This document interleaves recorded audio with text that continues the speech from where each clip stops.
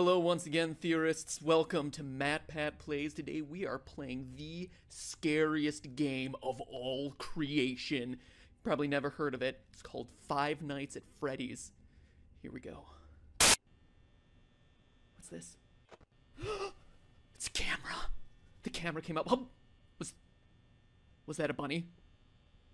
Was that a bunny? I think it was a bunny. Oh my gosh. I am so scared right now. Oh god! Oh. It was only the fan.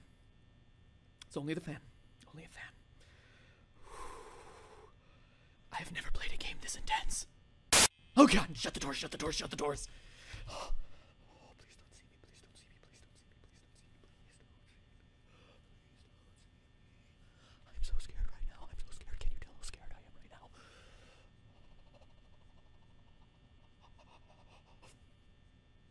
Okay, we're good. Oh!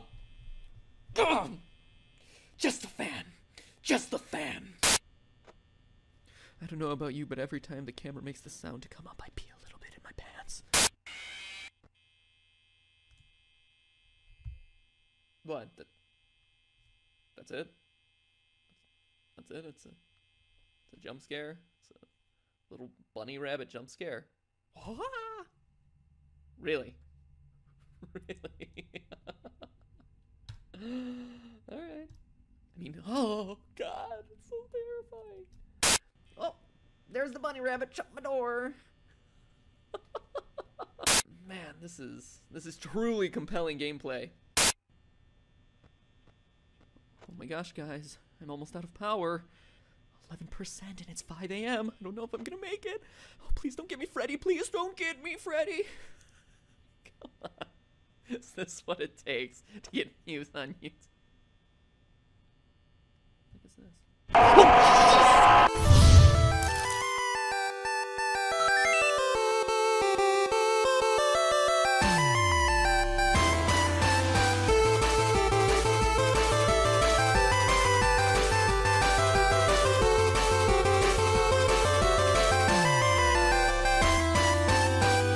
Hello, Internet! Welcome to Game Theory, where fear is our middle name. Matthew Fear Patrick. It's a very strange name. Okay, I'll admit it, I didn't give Five Nights at Freddy's enough credit when it first came out. A few jump scares from creatures that, aren't that scary? People overreacting to it on YouTube? Meh, pass. But then when I asked you about it, you showed overwhelming support for an episode on the game on Twitter, so I began to dig a little deeper. And what I found was some of the most interesting storytelling, most intriguing mysteries, and most disturbing events I'd read about in a long time. Now, if you were just to play the game straight through 5 days, the story would actually come across as pretty superficial. You're the new night guard watching the security cameras at a Chuck E. Cheese-style restaurant called Freddy Fazbear's Pizza. 4 animatronics roam the halls at night because the owners don't want their servos to lock up. Bad news is, you can't let them near you, or else they'll kill you on the spot because you look like a naked endoskeleton. Ow, ow! Show them those circuits! Apparently, one of them bit someone back in 87, presumably 1987. And the past guard leaves you recorded phone messages to act as your tutorial, that is, as much as he could record before he got himself killed. And that's it! Stay 5 nights, collect your paycheck, done, game over, play something new. But playing it that way is doing the game a huge disservice, because that's not even scratching the surface. If you're really observant, you start to unravel the layers of unsolved mysteries around this place. You find that there's a 5th animatronic, that posters on the wall will change randomly, that news clippings appear and disappear, telling the dark secrets of this twisted place. Putting it all together, here's the rest of the story. Freddy Fazbear's Pizza, once a popular restaurant, fell into hard times when 5 children went missing there after being lured to a back room by a man dressed in a character costume. Though a suspect was caught and convicted, the bodies of the children were never recovered. The pizzeria was also threatened with shutdown due to sanitation complaints, as foul odors started to come from the animatronics, blood and mucus oozing from their eyes and mouths. The last article, written years after the incident, states that the pizzeria would finally be closed by year end. In addition to the core 4 robots, Chica, Bonnie, Freddy, and Foxy, there's also a 5th, unofficially referred to as Golden Freddy. Ignore Ignoring the rules of physics, Golden Freddy appears and disappears at will, can inexplicably travel through doors, wherever, causing strange hallucinations. And when he attacks you, you're not taken to the typical game over screen, your game crashes. So that's unsettling. And there's also strange messages appearing on the walls, repeating the words, "It's me." According to the game's creator, the place is indeed haunted by what we can only assume to be the spirits of the 5 lost children. So that's the gist of it. Murder, missing children, foul odors, killer robots, and pizza. But that story leaves a lot of lingering questions. Who is your character? How's he fit in? Why does he stay for 5 nights when he's very clearly confronting the possibility of death? What more can we know about this terrifying Golden Freddy? And most importantly, what is the complete story behind Five Nights at Freddy's? They're all good questions about a delightfully incomplete and mysterious story with just enough threads to keep you theorizing. So now, if you'll indulge me, let me reciprocate that story with one of my own. I think you'll find it interesting. December 1993, Aurora, Colorado. 10 p.m. Tuesday night at a local Chuck E. Cheese. After a family birthday party runs long, manager Margaret Kohlberg and teenage employees Sylvia Crowell, Ben Grant, Colleen O'Connor, and Bobby Stevens are forced to stay late to close up shop. But as Margaret tallies receipts in the back, Bobby scrubs down the kitchen, and the other 3 work outside in the main arcade. Unknown to any of the 5, there's actually a 6th person locked in the building with them, waiting silently in the darkened restrooms. A 19-year-old named Nathan Dunlap. Earlier that year, Nathan had begun working there as a cook, dough master, before getting fired in July after a disagreement over his hours. Now, 5 months later, he was back. At 10:05, he left the bathroom, pulled out a small caliber handgun, and proceeded to execute everyone in the building. First Sylvia, then Ben, then Colleen. Dunlap then moved to the kitchen, where he surprised Bobby Stevens. The bullet entered Bobby's jaw, sending him sprawling onto the ground. Then finally, Nathan moved to the back, the office, where Margaret opened the safe before Nathan shot her twice, proceeded to grab her bag, filling it with $1,600 in cash, arcade tokens, and keychains. Spurred on by the building security footage, police were at his home a few hours later, where he was promptly arrested. Eventually, he was tried and sentenced to death, but his story re-entered the news just recently as his punishment has been postponed, leading people to debate whether he's able to sleep soundly, knowing that his execution has been delayed. This is a tragic story, a disgusting waste of human life, and one that I won't joke about or make fun of in any way, but I want to address it because I have a strong suspicion that this story is the one that inspired Five Nights at Freddy's. Let's look at the facts. First, I don't think that there's any doubt that Freddy's is a parody of Chuck E. Cheese. From the singing animatronics to the alliterative naming of the characters, the parallels are just obvious, so the setting is certainly the same. Next, what year does Five Nights take place? The time is certainly kept vague, but there are clues that we can put together. For one, the Chuck E. Cheese franchise had a tremendous period of growth and success in the late 80s and early 90s, but started to decline along the same time as arcades, with at-home video game consoles taking center stage. So that's one clue, but we can get even more detailed, specifically with your character's paycheck. Each night you're working a 6-hour shift, and you're spending 5 nights there. So that's 30 hours of total work time for $120. In total, $4 an hour. How can they do that? That's below minimum wage for 2014. But in 1990, minimum wage was $3.80.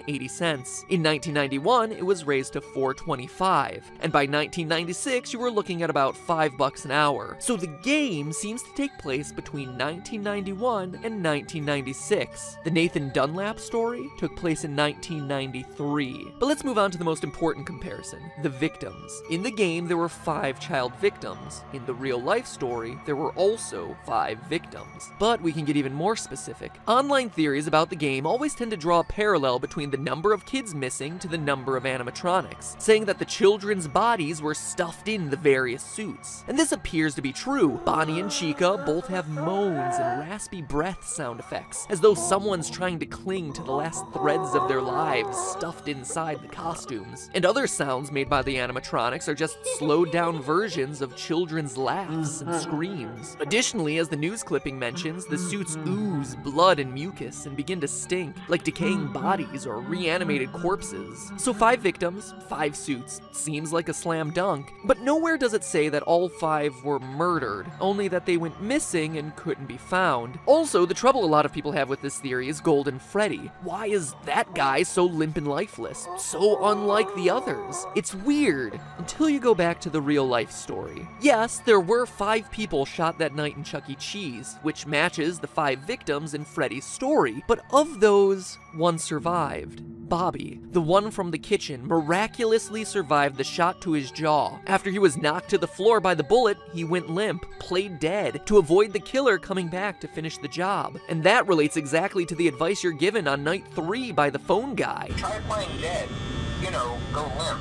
Again, let me reiterate that I'm not trying to make light of the real-life events by comparing them to bear costumes and animatronics, but I do want to point out that these similarities do exist. And what else is limp and appears to be a lifeless, empty suit in the game? Golden Freddy. Surviving the attack, Bobby was able to go to trial and be a damning piece of evidence in the case against Nathan Dunlap, ultimately leading to his death sentence. Which animatronic surprises you by appearing randomly? The one you don't expect and has no clear pattern?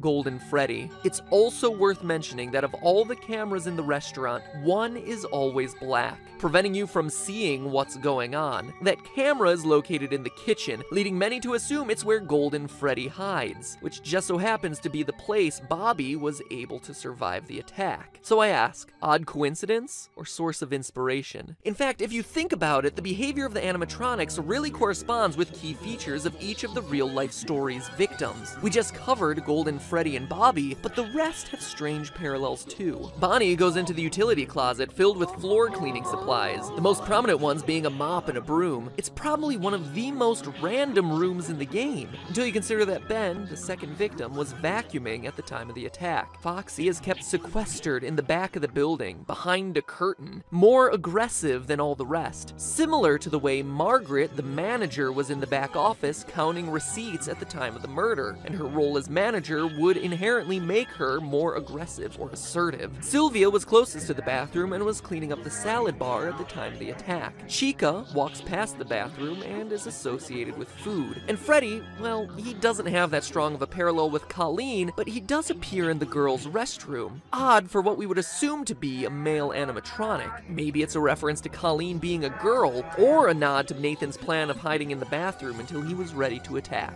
Alright, after doing all the research, reading every fan theory in existence, and putting all the clues together, what can this mean for the story of the game? I think the game is an allegory for that night back in 1993. Here's my final interpretation. You, Mike Schmidt, are the murderer, former employee of Freddy's Pizzeria. Like Nathan in the real story, you were fired for the reasons stated in the Day 7 pink slip: tampering with the animatronics, being unprofessional, odor. Maybe it was your tampering with the robots that caused the infamous bite of 87. Regardless, like Nathan, you were mad and wanted to get even. So you lured children to the back using a costume, killed them, stuffed their bodies into the animatronic suits, hoping to get the place shut down, then left. Notice that the newspaper clippings never say it's an employee of the company luring the children away, but we know it must have been someone with access and knowledge of the employees-only section of the building. And as the newspaper clippings clearly show, just like Nathan, you were caught almost immediately, captured on the security footage. You were arrested, tried, and convicted, forced now to live on death row. The Freddy's Pizzeria you work in now are just the nightmares that haunt you, taunting you every night with the phrase, "It's me, it's me." It is you. You are the killer. The nightmare is also why everything is so surreal. Posters switching at random, heads on the animatronics glitching, Golden Freddy appearing and disappearing at will, taunting you as the one that got away. It's also why you're only at the pizzeria from midnight to 6 a.m. every night. It's a nightmare. It's in your sleep. It's a place you created, a restaurant long closed as evidenced by the spider webs, and overrun with angry spirits out for revenge on you and and you alone as the one who took their lives, as evidenced by them completely ignoring the naked endoskeleton elsewhere in the building. It's also a place you can't escape from, why you find yourself back there night after night, even after you complete your 5 nights. See you back next week, the ending text goes. You're unable to leave this terror, the threat of death, the guilt, because it never ends. And in a delightfully ironic twist, your personal hell forces you to supervise the exact same security footage that led to your capture in the first place. But hey, that's just a theory. A game theory. Sweet dreams.